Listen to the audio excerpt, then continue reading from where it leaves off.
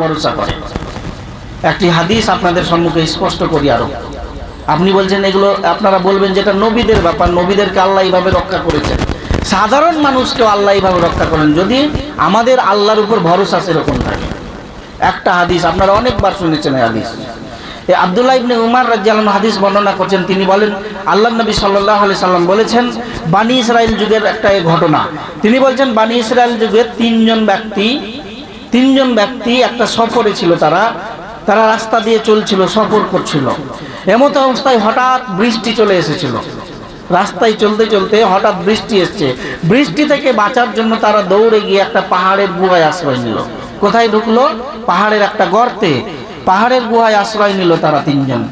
এমতো অবস্থায় পাহাড়ের গর্তে তারা যখন ঢুকলো, পাহাড়ের উপর থেকে একটা বড় বিশালাকার পাথর গড়তে গড়তে এসে তাদের পাহাড়ের ওই গুহার মুখে আটকে গেল। ঘটনাটা ভালোভাবে বুঝেন, সহিহ বুখারীর হাদিস। আল্লাহ নবী সাল্লাল্লাহু আলাইহি সাল্লাম বলছেন, তিনজন ব্যক্তি ওই বৃষ্টি থেকে বাঁচার জন্য তারা কোথায় ঢুকলো? পাহাড়ের গুহায়।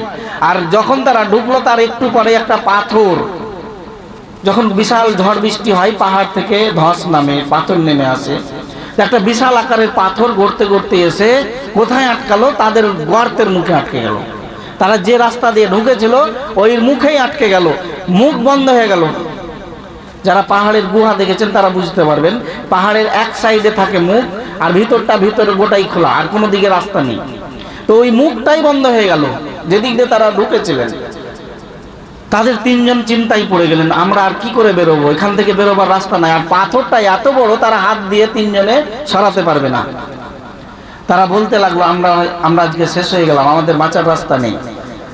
তখন তারা বলছে, আমাদের আল্লাহ ছাড়া আর কেউ ভরসা করার নেই, আল্লাহ একমাত্র আমাদের ভরসাকারী। তারা বলতে বলতে বলছে, আমাদের কি এরকম কোনো কাজ নেই? আমরা কি দুনিয়ায় এরকম কোনো ভালো কাজ করিনি যেটা আল্লাহকে খুশি করার জন্য করেছি? এর বিনিময়ে আল্লাহর কাছে আজকে আমরা বাঁচতে চাই। তারা তিনজন বলছে যে, আমাদের মধ্যে কি এরকম ভালো কাজ করিনি কেউ, আল্লাহর জন্য করেছি, যে আল্লাহকে বলবো যে ওর বিনিময়ে আল্লাহ আজকে আমাদের বাঁচাবে। দেখেন, এই হাদিস এটা একটা প্রমাণ করে, দুনিয়াতে কোনো বিপদে যখন পড়বেন, দুনিয়াতে ভালো কোনো কাজ করেছেন কিনা মনে করতে হবে। দুনিয়া যদি আপনি আল্লাহর জন্য ভালো কোনো কাজ করে থাকেন, ওই কাজকে স্মরণ করে, ওই কাজ আল্লাহকে দেখিয়ে আল্লাহকে বলবেন যে, আল্লাহ তোমার জন্য আমি এই কাজ করেছিলাম, আজকে তুমি আমাকে রক্ষা করো। এটা দলিল যে আপনি ভালো কাজের বিনিময়ে আল্লাহর কাছে বাঁচতে চাইবেন, রক্ষা চাইবেন। তো সেই দিন সেই তিনজনের মধ্যে একজন বলছে, হে আল্লাহ, তুমি ভালোভাবেই জানো যে আমার বৃদ্ধ পিতামাতা ছিল এবং আমার সংসার ছিল, আমি পশুপালন করতাম, আমি গরু ছাগল চড়াতাম। তা আমি প্রতিদিন গরু ছাগল চড়াতে মাঠে যেতাম। প্রতিদিন মাঠ থেকে ফিরে এসে সন্ধ্যাবেলায় আমি গরুর দুধ দহন করতাম। ওই দুধ দহন করে আমার নিয়ম ছিল যে আমি আমার মা বাবাকে আগে খেতে দিতাম, তারপর আমার স্ত্রী, আমার ছেলে মেয়েকে দিতাম। এটা আমার রুটিন, ডেলি আমার এটা কাজ ছিল। কেন এটা করতাম আল্লাহ তুমি এটা ভালোভাবেই জানো, তোমাকে খুশি করার জন্য। বলেন, দুনিয়ার কোনো মানুষ এরকম আছে যে নিজের বাপ মা, ছেলে মেয়ে, সন্তান, স্ত্রীকে বাদ দিয়ে আগে বাপ মায়ের ঘরে যাবে? এরকম খুঁজে পাওয়া খুবই মুশকিল। সেই ব্যক্তি বলছে, হে আল্লাহ, তুমি ভালোভাবেই জানো যে আমি একমাত্র তোমাকে খুশি করার জন্য, তোমার সন্তুষ্টির জন্য আমি এই কাজ করতাম। আমি কি করতাম? আমার বাপ মাকে আগে খেতে দিতাম, তারপর ছেলে মেয়েকে দুধ খাওয়াতাম। আমি প্রতিদিন এই কাজ করতাম। একদিন হঠাৎ অনেক দেরি হয়ে গেল, রাস্তায় আসতে আমার দেরি হলো। পশু চড়িয়ে আমি যখন বাড়ি ফিরলাম, অন্ধকার হয়ে গেছে, রাত হয়ে গেছে। আমি প্রতিদিনের মতো দুধ দহন করলাম। দুধ দহন করে দুধের পাত্র নিয়ে আমি ছেলে মেয়েকে না দিয়ে আমার বাপ মায়ের ঘরে গেলাম। দেরি হয়ে গেছে, তারপরেও গেলাম। যেমন আমি প্রতিদিন যাই, ওই দিনও গেলাম। আমি ওই দিন গিয়ে দেখলাম আমার পিতামাতা ঘুমিয়ে গেছে। দেরি হয়ে গেছে রাত্রে আমার ফিরতে, আমার পিতামাতা না খেয়ে ঘুমিয়ে গেছে। আমি তাদের কাছে দুধের পাত্র নিয়ে দাঁড়িয়ে আছি। আমি এটা মনে মনে ভাবছি যে আমি তাদেরকে জাগাবো, তারা তো ক্লান্ত হয়ে ঘুমিয়ে গেছে, তাদেরকে জাগাবো, ঘুম ভাঙিয়ে দেবো না, এটা আমি খারাপ মনে করছি। আমি তাদের কাছে জাগানোটাও খারাপ মনে করছি, আবার তাদেরকে বাদ দিয়ে আমি ছেলে মেয়েকে আগে খাওয়াতে যাবো, এটাও খারাপ মনে করছি। তা আমি এইভাবে ভাবতেই থাকলাম। আর আমার ছেলে মেয়েকে এত খিদে লেগেছে যে খিদার জ্বালাই, খিদার তাড়নায় তারা আমার পায়ের কাছে এসে হাউমাউ করে কাঁদছে, আমার পায়ের কাছে এসে লুটিয়ে পড়েছে। হে আল্লাহ, তুমি ভালোভাবেই জানো যে আমি একমাত্র তোমার জন্য আমি সেই দিন ছেলে মেয়েকেও খেতে দিই। আমি ভোর পর্যন্ত অপেক্ষা করেছিলাম, একমাত্র তোমাকে খুশি করার জন্য এই কাজ করেছি। আল্লাহ, যদি আমি সত্যি সত্যি তোমার জন্য এই কাজ করে থাকি, আজকে আমাদের রক্ষা করো, এই বিপদ থেকে রক্ষা করার কেউ নেই, আমাদের এই পাথরটা একটু সরিয়ে দাও। দেখেন, যেমন দোয়া করার সাথে সাথে কারেন্টের মতো আল্লাহ তাআলা পাথর একটু সরিয়ে দিলেন। এই ঘটনাগুলো শুনে কি আপনাদের সিনেমা বা কল্প কাহিনী মনে হচ্ছে? এটা সহিহ বুখারীর হাদিস। আল্লাহ নবী সাল্লাল্লাহু আলাইহি সাল্লাম এই হাদিস বর্ণনা করছেন। দেখেন, দোয়া কাদের কবুল হয় কারেন্টের মতো, এখানে দলিল। যারা আল্লাহর জন্য কাজ করে, যারা আল্লাহর উপর ভরসা রাখে, লোককে দেখানোর জন্য যারা কাজ করবে না, তাদের দোয়া কারেন্টের মতো কাজ হয়। যাদের অন্তরে ইখলাস আছে, যারা হালাল পথে চলে, আল্লাহকে একমাত্র ভয় করে, তাদের দোয়া আল্লাহ দুনিয়াতে কারেন্টের মতো কাজ করে, সাথে সাথে দোয়া কবুল করবেন। এর নমুনা এই হাদিসটা। আল্লাহ তাআলা সাথে সাথেই পাথরের টুকরো একটু সরিয়ে দিলেন। তারা বলছেন, আমরা আকাশ দেখতে পেলাম, মানে আলো দেখতে পেলাম একটু, আমাদের মনের মধ্যে আশার আলো আসলো যে আমরা বাঁচবো। তার আগে অন্ধকারে ছিলাম। তখন তিনজনের মধ্যে দ্বিতীয় জন বলছে, হে আল্লাহ, তুমি ভালোভাবেই জানো যে আমার একটা চাচাতো বোন ছিল, আমি তাকে খুবই ভালোবাসতাম। একজন স্বামী যেমন তার স্ত্রীকে ভালোবাসে, তার থেকে আমি তাকে বেশি চাইতাম, তাকে বেশি ভালোবাসতাম। একদিন আমি তার কাছে খারাপ কিছু আশা করলাম, তার সঙ্গে অবৈধ সম্পর্ক করতে চাইলাম। আমার চাচাতো বোন নারাজ হলো, সে বলল, না, এটা করতে পারি না। আমার জোর জবরদস্তির কারণে সে রাজি হলো, কিন্তু আমাকে শর্ত দিল, তুমি যদি আমার জন্য 100 স্বর্ণ মুদ্রা, 100 দিরহাম জোগাড় করতে পারো, তাহলে আমি তোমার সঙ্গে অবৈধ সম্পর্ক করব। আমি গরিব মানুষ, আমার চাচাতো বোন জানতো আমি পারবো না এটা, আমার জন্য এই শর্ত দিল, কিন্তু আমি যেহেতু তাকে মনে প্রাণে চাইতাম, আমি তার জন্য একদিন 100 স্বর্ণ মুদ্রা জোগাড় করলাম, 100 স্বর্ণ মুদ্রা জোগাড় করে আনলাম।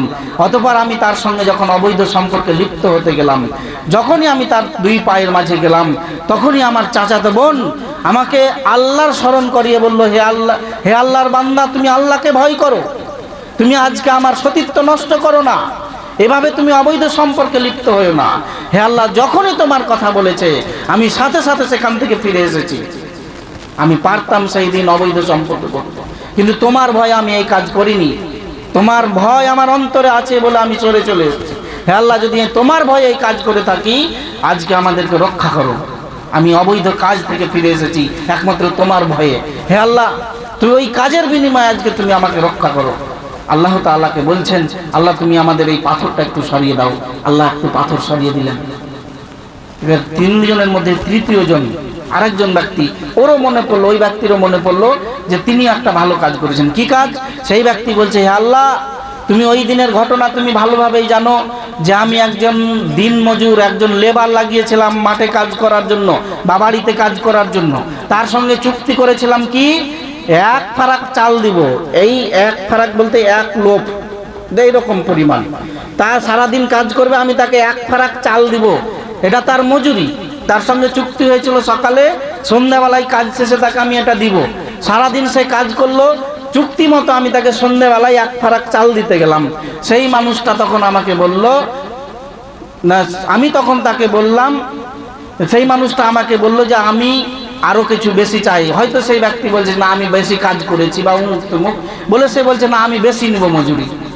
আর আমি তাকে মজুরি যেহেতু চুক্তি করেছি, আমি তোমাকে এতটি দিব, চুক্তি মোতাবেক তাকে আমি বললাম তোমাকে আমি এটাই দেবো, এর বেশি দিব না। ওই মানুষটা রাগ করে বাড়ি চলে গেল, মজুরি নিল না। হে আল্লাহ, আমি তার মজুরি আমার কাছে রেখে দিয়েছিলাম, কিন্তু এটাও ভয় করেছিলাম যে এই চাল নষ্ট হয়ে যাবে। এর জন্য আমি কি করেছিলাম, তার চালটা আমি জমিতে ছিটিয়ে দিয়েছিলাম। তার রাস্তা দেখেছি সে আসেনি, আমি এক পর্যায়ে তার চালটা আমি জমিতে ছিটিয়ে দিলাম।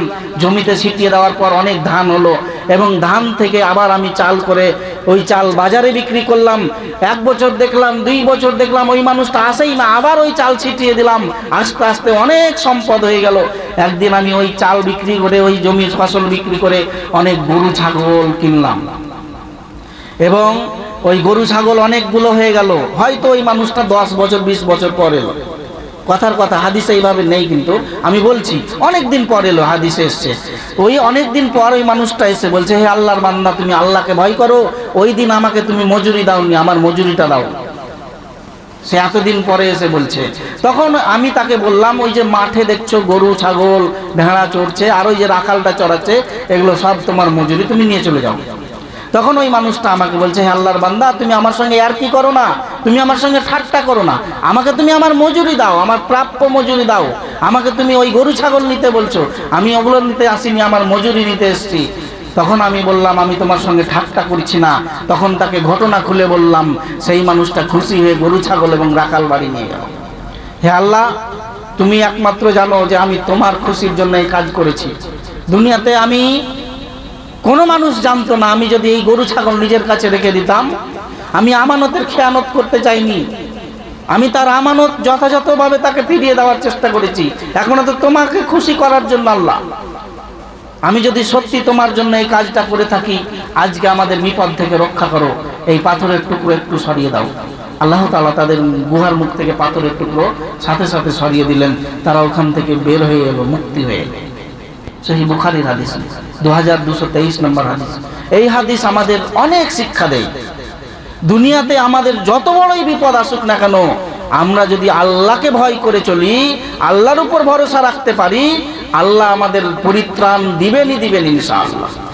যে কোনো পরিস্থিতি আসুক, আল্লাহ আমাদের বাঁচার পথ তৈরি করবেন।